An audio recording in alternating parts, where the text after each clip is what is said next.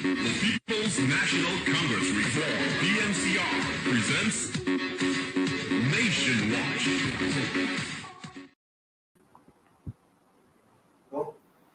Hello, good evening, and welcome to today's special edition of Nation Watch. Today, Monday, 19 December 2022, as we approach the Christmas holidays.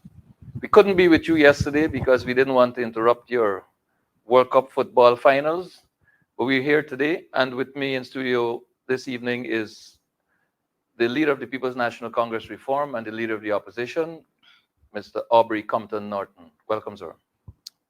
Good evening, and thanks for having me. Let's start with issues that are occurring and that are obviously causing some unease in our society. Recently, Mr. Jagdeo has been reported as questioning the accountability and transparency in the operations of the Mayor and City Council of the City of Georgetown. Today, there was a press conference where the Mayor and his deputy addressed a number of issues. What's your take, sir, on Mr. Jagdeo's suggestion that accountability issues afflict City Hall and that has some problems with transfer of funds? First of all, as I understand it, they did audit City Hall, and I don't know that they have found anything to suggest that they're not accountable. But that apart, Jagdeo has no moral right to even mention the word accountability. This is a man who believes he owns Guyana and accounts for nothing. This nation should ask Jagdeo to account for the spending of the European money, which he purported to build Skeldon with.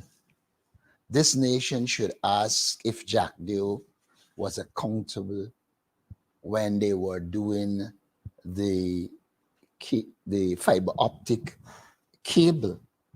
This country should ask Jagdeo if he was accountable when he was taking NIS money to put wherever he wanted and went as far as actually implicating people, affecting their lives. In this case, the action of the government has no doubt affected one of the managers at New Building Society. And so this is not somebody who has any right to mention anything about accountability. He has been the most unaccountable person. And what is worse is that this is a man in which journalists went undercover virtually, and serious allegations were made against him as it relates to bribery and corruption. Now he operates as if he alone is entitled to wrongdoings and that he has some right.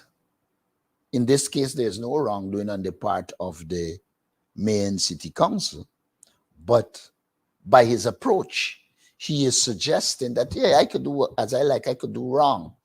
But when others do it, then I have the right to act and not transfer funds. I believe that what you have is an authoritarian, if not a dictatorial person, calling himself a leader. That is the reality of Barra Jagdeo. We see what they're doing with oil resources, just spending it as they like, doing as they like. There is no structured program to ensure the people of Guyana benefit and the quality of their life improve. So I think Guyanese must see Jagdeo for what he is, a man who has no moral right to mention the words accountability, transparency, and democracy. Mayor Aubrey Norton had said on this program a couple of Sundays ago that the government of Guyana is indebted to the Mayor and City Council to the tune of in excess of $1 billion. He spoke about the entitlement of the city of Georgetown to benefit from somewhere in the region of between $300 and $600 million per annum through fiscal transfer legislation. This has not been coming, but a lot has been happening in the city in terms of rainfall and garbage disposal requirements and so on that the city has not been able to address.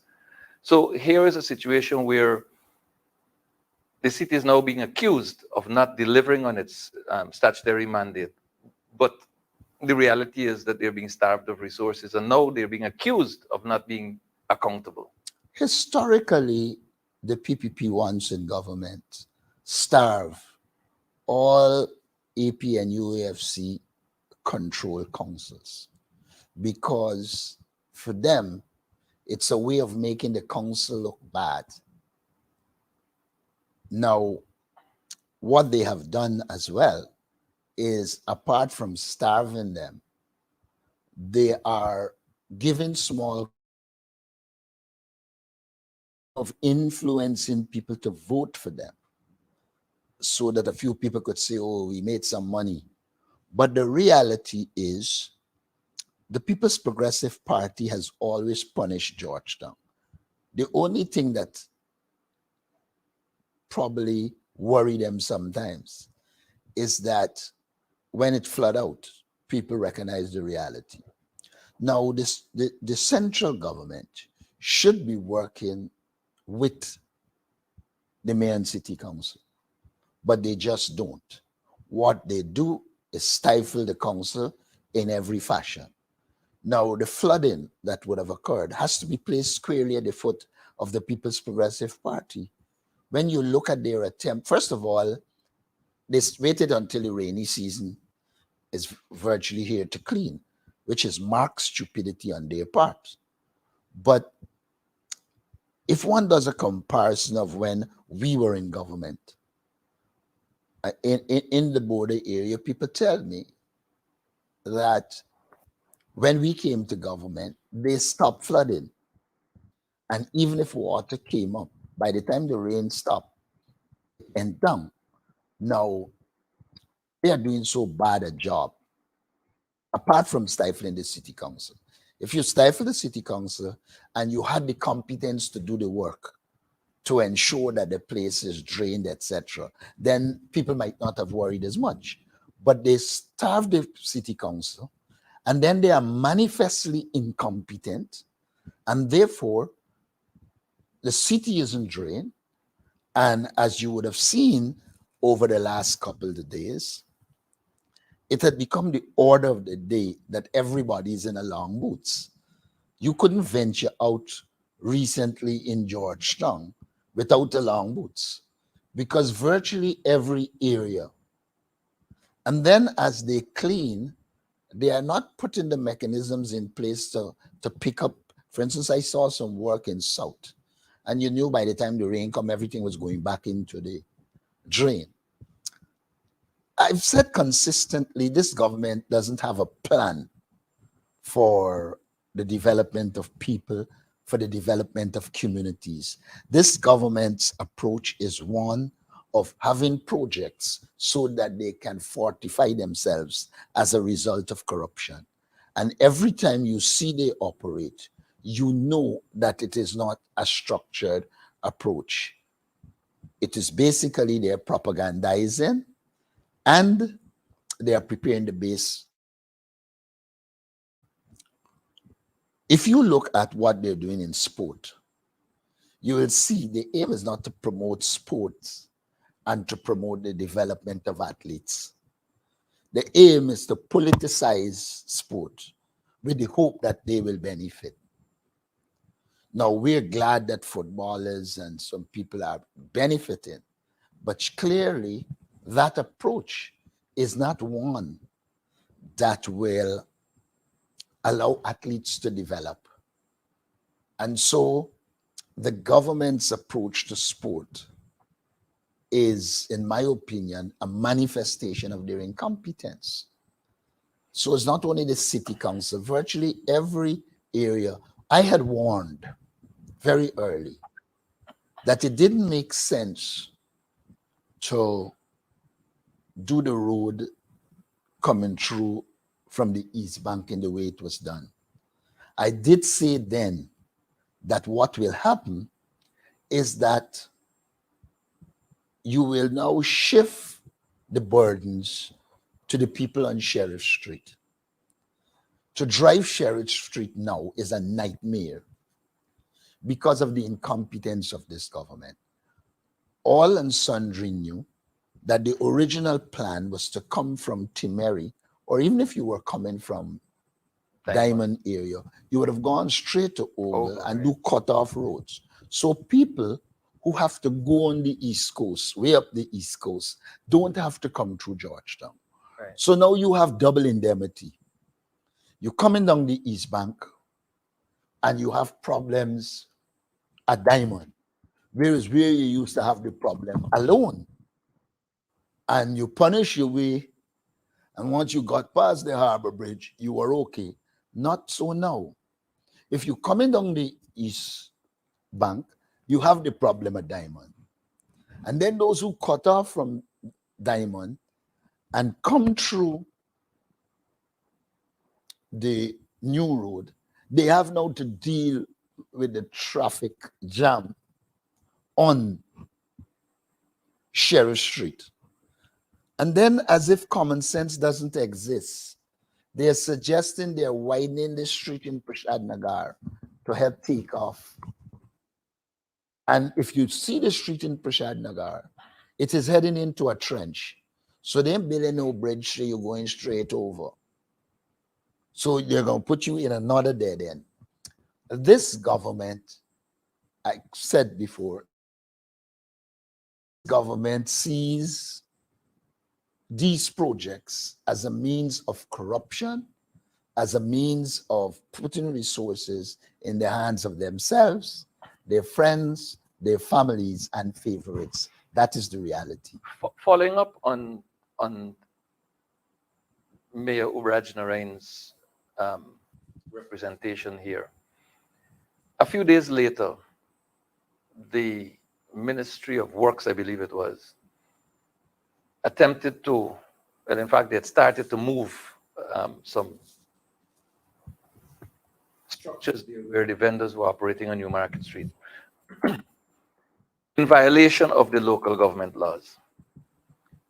Mayor Ubraj-Narain stood in defense of his elected mandate, stood in defense of the people who elected him and whom he and his councillors serve. It appeared to the casual onlooker that Mayor Ubraj-Narain's revelations on Nation Watch may have also conspired against him. He was arrested. Parliamentarian Sheriff Duncan had joined him, and he too was arrested. Is this not government excess? Is this not executive lawlessness on the part of this regime? It's way past executive lawlessness. It is dictatorial. Now, they have virtually said by their actions, there's no freedom of speech, which is something guaranteed in the Constitution. They are misusing the cybercrime legislation to virtually silence everyone. Mind you, Jagdeo made some outlandish statements and the police doesn't visit him. Vincent Alexander had to sue him. Let us also recognize he did say a number of things about Ipadeji because he wanted to take away the subvention that they get. So what you have here is a dictator who basically is seeking to use state power against anyone who stands up for principle, for democracy. So it is not just of someone who feels he's not accountable to anyone. And then if you look at the culture he's creating in the PPP, it's as if he alone must speak. You wouldn't see a situation where ministers are doing press conferences on their portfolio. I am still to see a press conference by any of the ministers Or the president for that matter. or the president in which they deal with their portfolio and answer questions, etc., and be accountable. It all has to pass through Lord God Jack Dale. And so, even inside the People's Progressive Party, you're seeing his hands of domination, control, and dictatorship. I believe that Barra Jack Dale is bad news for Guyana. And what makes it worse is that he has never succeeded in doing anything. The economy was mismanaged under him. It is he who created the confusion on the East Bank by refusing whatever little gray matter he has to use that gray matter to say a common sense thing. You cannot build a large housing scheme with one entrance and one exit. You are creating confusion. He has not shown that he can do anything successfully except wield dictatorial power. I've said on one occasion, I would like for him to give to this nation the list of things that he would have done that would have benefited this country. Something as simple as passports. When we were in government, we streamlined the issuance, application and issuance of passports. Now you're telling people you have to wait more than a month for a passport. We are retrogressing. The incompetence of the PPP is producing harm for our people. The lines had long gone from the immigration office. They have returned. And they have returned because of the PPP incompetence. And so there are a number of problems that the society is facing at this stage that are the direct creation of PPP incompetence. I just tell you about a passport. Listen to the staff at Ministry of Social Services, and they're telling you about the incompetence, they're telling you about the racism, they're telling you about the employment, allegedly because they are linked to the minister and the minister. If you turn to youth and sport, That one you is are serious. seeing the incompetence, the arrogance, and the unnecessary mismanagement.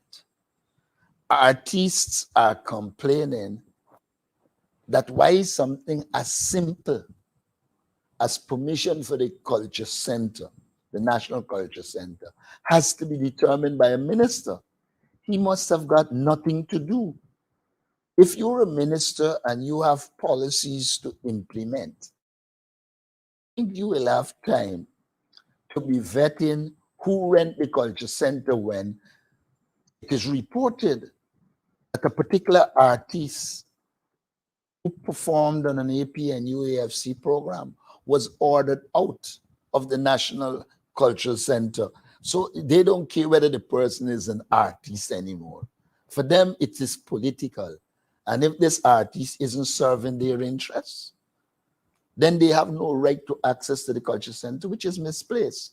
The National Culture Center was a venue created years ago by the government of Guyana to ensure that people could practice their art, practice whatever skills they have, and bring a certain level of cultural presentation to the people of Guyana. To add to that, it is being alleged that a very close relative of the minister was given responsibility for managing the cricket carnival. And that's a technical job, obviously. And clearly they couldn't find anyone within the ministry to do the job. So he had to source it allegedly to a relative. They have been denuding the ministry of its professional competence. And therefore, I gather from just listening to what people are saying Their good friends at Kashif and Shanghai are complaining that the minister has virtually taken away all that they used to do and is doing it himself. And so it should be obvious to people that this is political domination and control. It's not about the development of youth. It's not about the development of sport. It's not about the development of culture. There has not been one single document out of the ministry produced on youth problems and then plans to solve those problems. So what in essence you have is telling people that he don't like youth in sport, he think he's fit for somewhere else. But his bosses don't feel he's fit for that. And so he does nothing except contribute. Mr. Norton, I want to zero in back, if I may, on this Ubraj Narain Sharad Duncan issue. Organizations such as, I believe, the Private Sector Commission and the Ghana Defense Force, among others, have, in some instances, made pronouncements, and in the case of the Ghana Defense Force, taken action. These statements and this action, evidently, they are not rooted in an understanding of what really gave rise to what happened. It appears as though no one wants to speak to the root cause of this problem. People simply seem to be zeroing in on what the mayor may have asked rhetorically, or the fact that he impeded the flow of traffic by putting his body there in defense of the people. The root cause of this problem really is a minister overstepping his lawful remit. Speak to this issue, please, sir. Well, it is a minute. It speaks to before the minister. We meet the minister stepping outside of his remit. This government came to power promising 50,000 jobs. As they cannot deliver the jobs, people are finding alternative ways to exist. People have a right to earn. So many of these persons recognize that this area is a lucrative area to do business. People come into the hospital, etc. And so they were doing it in caravans. I don't believe it's accident. These people are just for the Christmas. I don't think it is by accident that they chose this period to move them. It is all part of the political wickedness. Now, what we come now to the issue of jurisdiction. It is well established that New Market Street is not a public road and therefore doesn't fall under the Ministry of Public Works. And so the minister sends out a notice. First, he should have been in consultation with City Hall, but because their aim is to destroy local democracy and to destroy City Hall, he proceeded in an arbitrary way to use the force at the disposal to move the persons.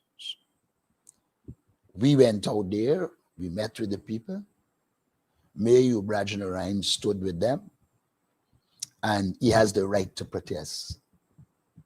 He has the right to protest. Irfan Ali was involved in virtually turning over a vehicle with Minister Karen Cummins. He wasn't charged for damage to property. Or anything for that. Or anything whatsoever. But the mayor lies down on the road and you charge him for obstructing traffic. Clearly, it's an abuse of power. It's a misuse of power. And therefore, what one sees is a breakdown in the rule of law generally. And because Minister Edghill would have violated the protocols and convention, Mayor Aubrey Norton was forced to take the action he took. In the case of Sherrod, they had that charge pending. They were just waiting for something to charge him about. In fact, I believe they are targeting all key APNU AFC persons to charge. Well, don't I know about that? Well, you know about it because they sought to fabricate something and go in that direction. Now, what you're seeing is the destruction of the fabric of the society. When you violate law, when you are not constrained by anything in law, then you operate in the way the PPP operates. People are telling you, I'm meeting Guyanese who they are quoting, even among the artists, and they are telling you that when they meet the president, he behaves arrogantly.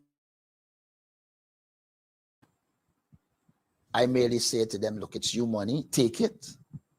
But no, you don't vote for them because their behavior is an indication that they do not care about the people of Guyana and they don't intend to improve the quality of life. Norton.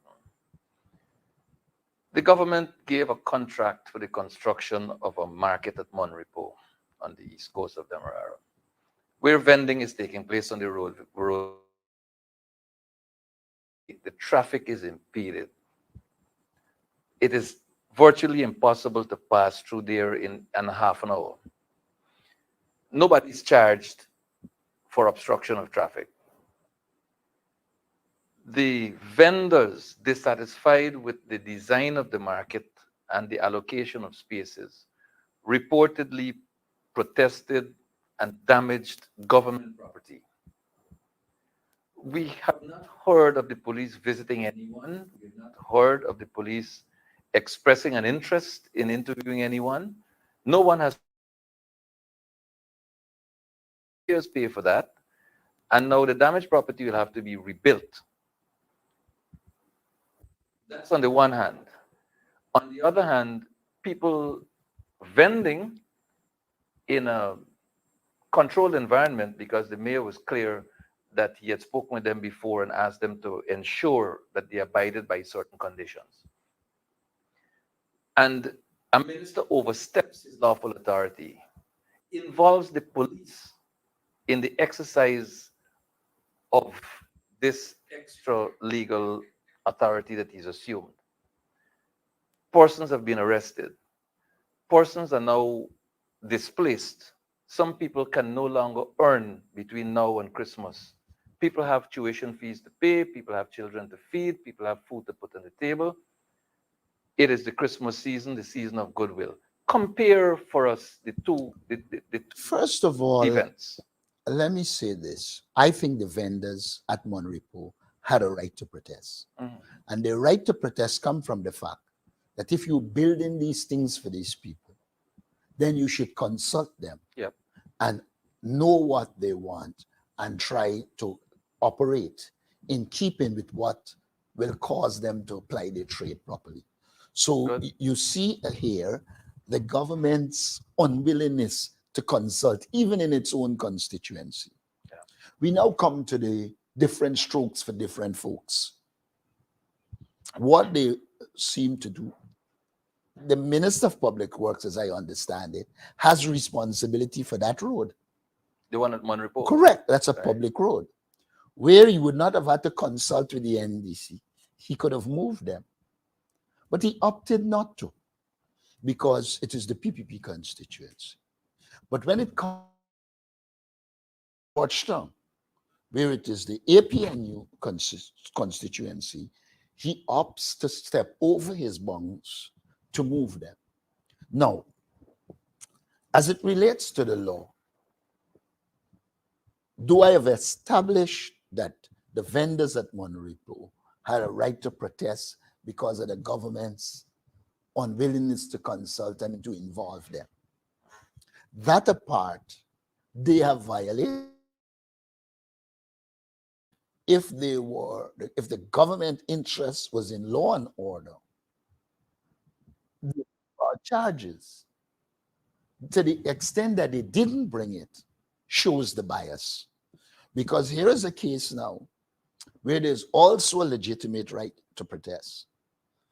And this is not the obstruction of traffic in terms of the public moving in a particular direction.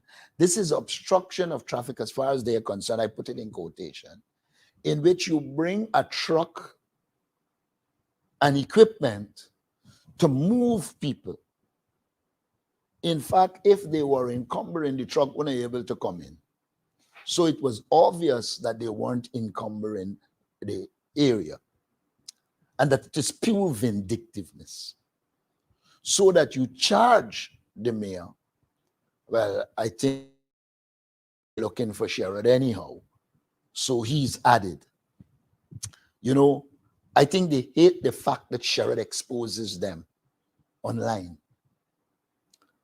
You ever imagine what would have been the attitude of this government if social media didn't emerge?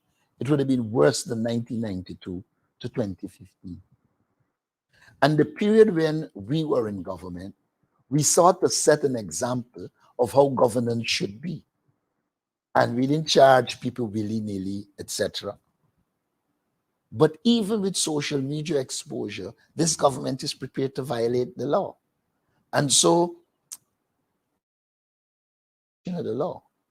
It is also the use of the law politically. The police should have been instructed to investigate Jack Dale because there were allegations against him that demanded investigation. The police clearly cannot do anything because their political bosses don't want them to do anything. But the same police can turn around and charge people.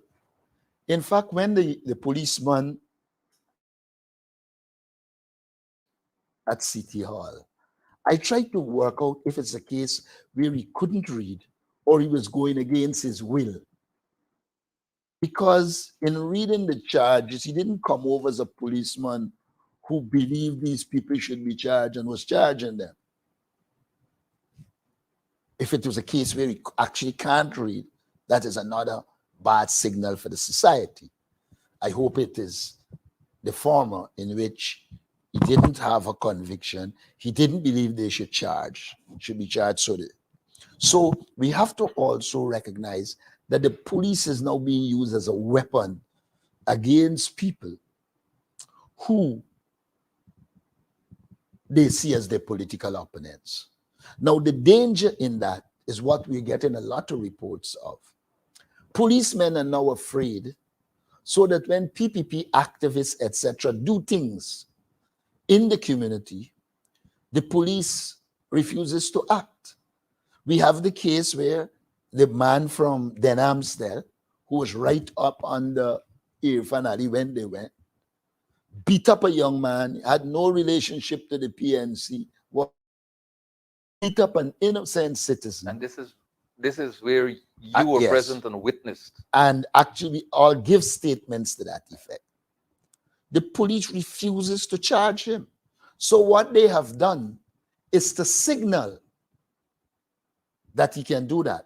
But when the backlash comes and people in the community react against him, they will sing a different song. And that is why I'm saying the People's Progressive Party is creating tensions in the society, and they're pushing people to the brink. Well, the gentleman you referred to has been rewarded with a contract. Yes, in the community. Not only with a contract. Against the will of the people. Not only the contract, one that will damage the football playing area. And one that disrespects local authority. And he has no experience whatsoever in construction. His only experience seems to be in ignorance. Let's briefly about another minister overstepping his lawful authority. And this is not me pronouncing on this. This was pronounced upon by the chairman of the Guyana Elections Commission. The minister of local government, she said, overstepped his lawful authority when he he issued orders delineating boundaries of constituencies. It appears as though the actions of this minister may have contributed in a very large way to the cancellation of nomination day and the attendant rescheduling of local government elections to a yet undetermined date. How would you treat First with of that? all, let me say again, it's a manifestation of the incompetence. And it's really not the election commission chairman that pronounced. It's the APNU AFC that filed legal challenges in the courts.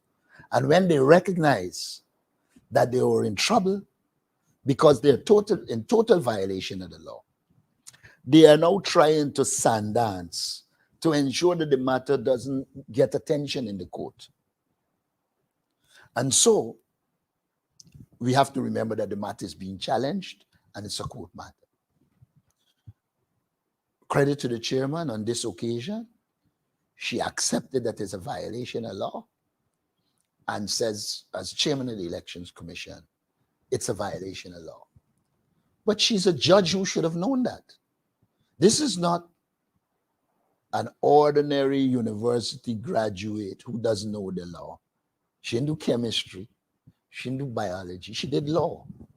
And she adjudicated in an elections petition matter. Correct. So she must have known that there was the violation of law. However, they didn't recognize. We were paying careful attention and was only waiting for them to put the list out there so that we could point out what was happening. But let's go down a little more. Dharam Lal is seeking to gerrymander boundaries. And this is what the Guyanese people must understand. In the PPP attempt to dominate all local authorities, what they're doing, they have identified those NDCs that the APNU AFC would normally win. And they are finding a nearby stronghold of the PPP to add to that NDC. In Mabaruma, an election in Mabaruma as is, the PNC, APNU, AFC can beat the PPP. And have done that before. And have done it before. Yeah. Now, when they add these new communities, they're adding communities in which the PPP dominate. So it is not a case of trying to improve local democracy. It's a case of gerrymandering the boundaries to give the PPP an advantage. And we have to continue, we'll continue to challenge it in court and expose them in public. Dharam Lal has been contemptuous from the time he has been in parliament. And you don't have, he has no sophistication in terms of language and approach. So it is a brute kind of contemptuousness. And it has to be challenged because the sole purpose of what he's doing is seeking to gerrymander boundaries. The commission has agreed today, I gather, that they are going to send people out there, etc. But when you listen to the language, it's as if they're trying to go out there to come back and say, we agree with the government. Precisely. And I hope that the chairman of the Elections Commission, the CEO of the Elections Commission are recognizing that they are allowing the gerrymandering of boundaries to win election. It's a form of rigging elections. And so this should be known to the people of Guyana. These changes in the boundaries are changes aimed at adding support where the PPP falls short so that they can win. And it is in that context we have to see what is happening. Mind you, there's a piece of legislation coming in Parliament in which they're trying to create a single window. I read it time to reread it again. What they are doing by this legislation is virtually removing the power from local authorities, etc. And everything will have to pass through the government. The target is really Georgetown City Council. Yeah. Competent with what they have. Why would they believe if they add more they will look better. They will just magnify the incompetence. But for them, they will get control and remove authority from the city council and other NDCs, etc. Thing has to pass through. And the people who passing through are incompetent.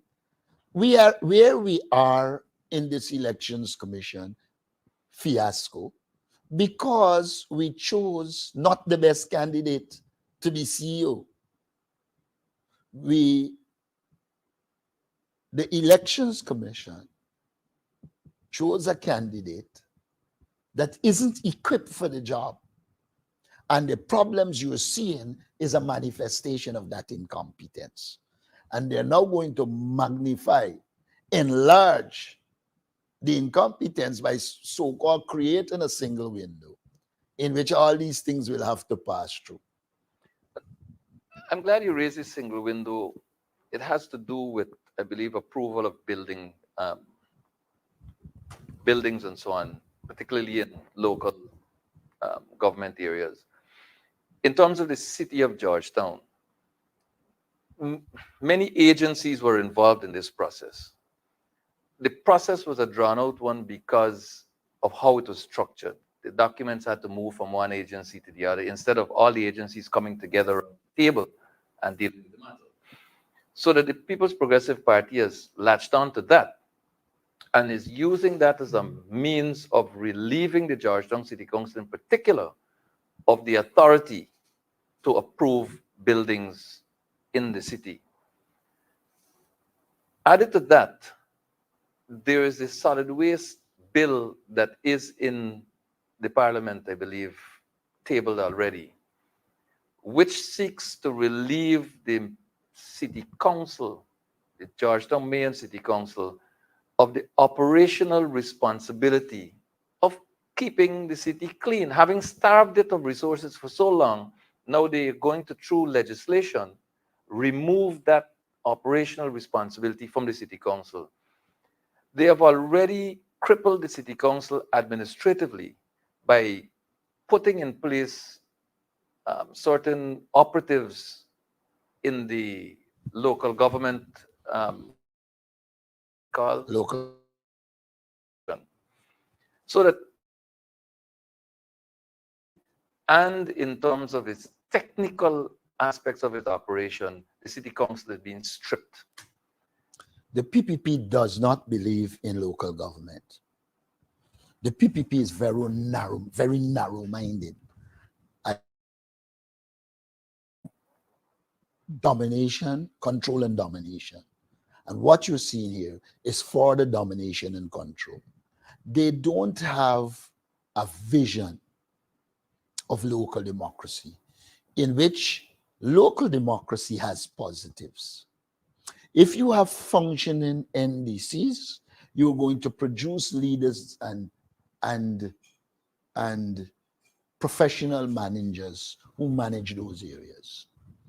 As they learn and they improve, they will move up to the regional and to the national level.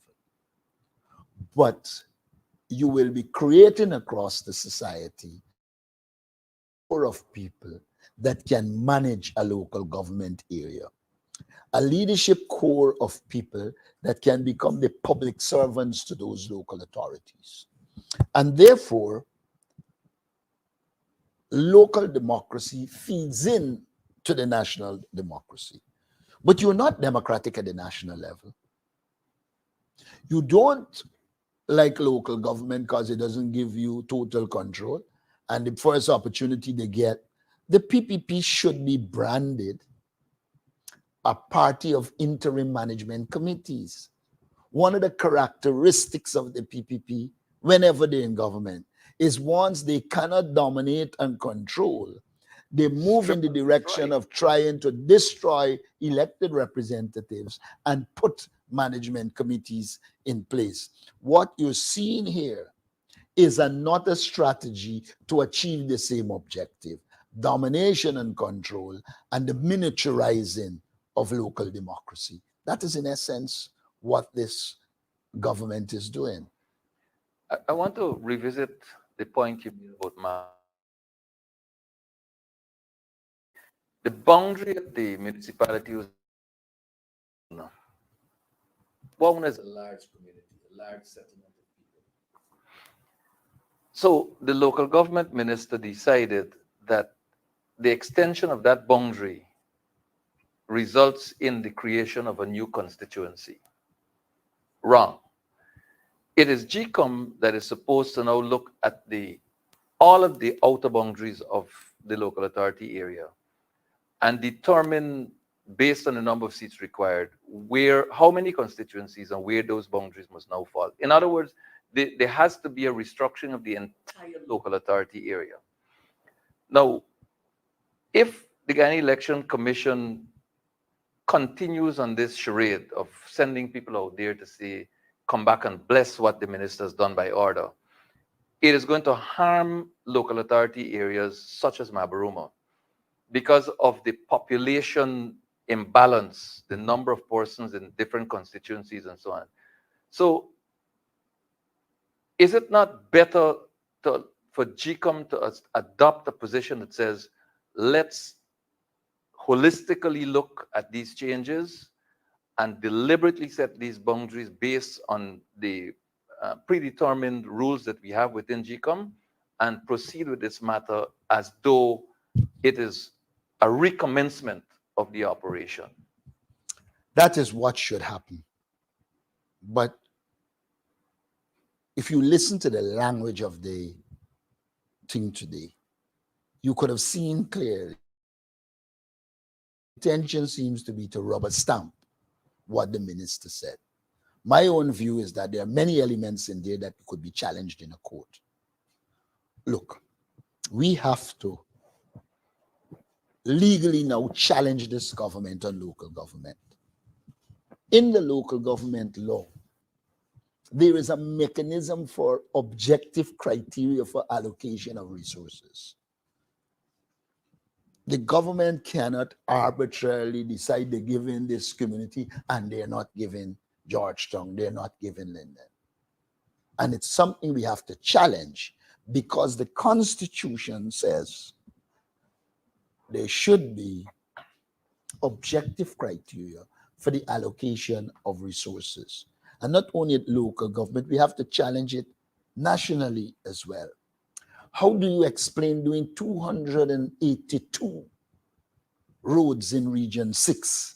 And this is the Vice President's words, not mine. As I understand it, things like population, size of region should determine. The single largest region is Region 4. And it has nowhere close, especially in the AP and UAFC areas, nowhere close to the amount of roads. The same is true about Region 10. You arbitrarily stop the Mabura to Linden Road. The British had to insist. The minister is such a liar that he went and said we did the whole road going into Linden. I went and checked it for myself. Under 100 feet where they had these holes, the minister at Wanejil paved that little piece, but goes to the National Assembly and said we did the whole road. And if you listen, misled the people of Guyana. And this is the kind of person you're dealing with. He said, oh, we did Matthews Lane. I know I'd seen piece of Matthews Lane done, and the piece wasn't completed. And Pompey Lane, which he claimed that they would have done, they just put the tar and they didn't put the bitumen to the top. There's some brick, what you kind of chip seal. Chip seal, right? But he was talking about how these roads were done. And so the PPP has a propaganda machinery at their disposal. And they don't like when you are on the ground exposing them. And to do that because they are hypocrites who will not do something but go out there and said they do it. I saw it was the minister Sonia, I don't remember her second name. I think it was she. I saw saying, we never promised 50,000 jobs. And people had to put up the poster that they had up about 50,000 jobs. When you arrive at a point where ministers of government know the evidence is out there, and in a very barefaced fashion will lie, we're just about out of time. I want to thank you very much for taking time out from the last hour or so with us, with our viewers, clarifying issues. And to our viewers, I don't believe I'll be on here before Christmas after tonight. So I just like to take this opportunity to wish all our viewers, their families, friends, relatives, and may the Spirit of Christ be with you now and always. Until we meet again, God bless. People's National Congress Reform, PNCR, presents Nation Watch.